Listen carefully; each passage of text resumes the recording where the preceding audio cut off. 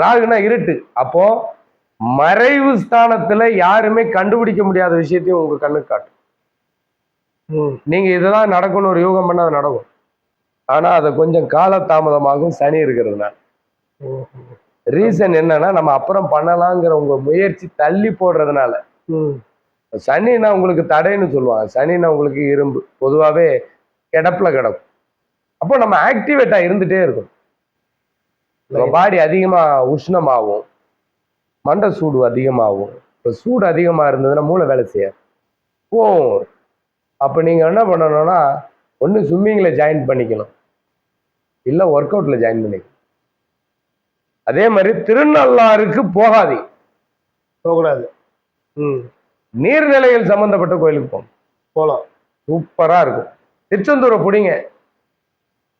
திருச்செந்தூர்ல அதுவும் ஒரு பௌர்ணமி நாளோ இல்ல ஒரு சனிக்கிழமை நாளோ காலையில் ஒரு 5 மணிலேருந்து 6 மணிக்கு கடல்ல குளிங்க. உங்க அப்பாவோட அப்பா பிறந்த ஊர் செங்கல்பட்டு மாவட்டம். அப்பாவோட அம்மா பிறந்த ஊர் அவங்களும் அது பக்கத்து அதே மாவட்டம்.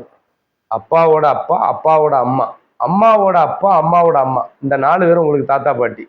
இந்த 4 பேரும் பிறந்த ஊர்ல அவங்க கும்பிட்ட குலதெய்வத்து காலுக்கு கீழே அவங்க அந்த உடல் இருக்கும்.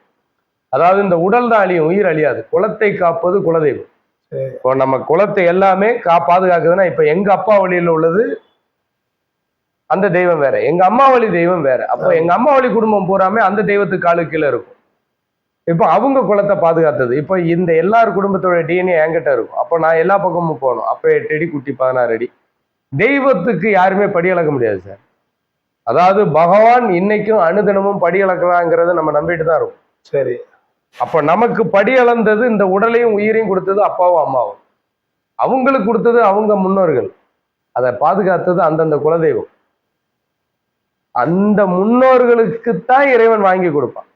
நீங்க இறைவனை எந்த சிலை வேணும், சிலையில வடிக்கலாம், கல்லுல வடிக்கலாம். இறைவனுக்கு நீங்க எந்த உருவத்தை கொடுத்தாலும் ஆட்கொண்டு இருந்துக்கும். ஏன்னா அவன் உருவம் இல்லாதவன். அதே மாதிரி இந்த முன்னோர்கள் உடல் அறிஞ்சும் உருவம் இல்லாதவர்கள். அப்ப அந்த உருவம் இல்லாதவர்களை பாதுகாக்கக்கூடிய ஒரு சக்தியும் புக்தியும் இறைவனுக்கு மட்டும்தான் இருக்கும். எங்க அப்பா அம்மா அவங்களுடைய ஏன்னா அந்த டிஎன்ஏ உங்ககிட்ட இருக்குல்ல. இந்த இப்போ உங்களுக்கு அவங்க எப்படி கேட்கறாங்க, ஜாதகத்துல எத்தனை கட்டம் சார் இருக்கு? 12 கட்டம். ஜாதகத்துல மொத்தம் 12 கட்டம். உங்களுக்கு நீங்க உருவம் ஒன்று. இப்போ நீங்க பிறந்திருக்கீங்க, குழந்தையா பிறக்கிறீங்கன்னா உங்க அப்பா அம்மா மூலமா தான் நீங்க பிறந்திருப்பீங்க இல்லையா?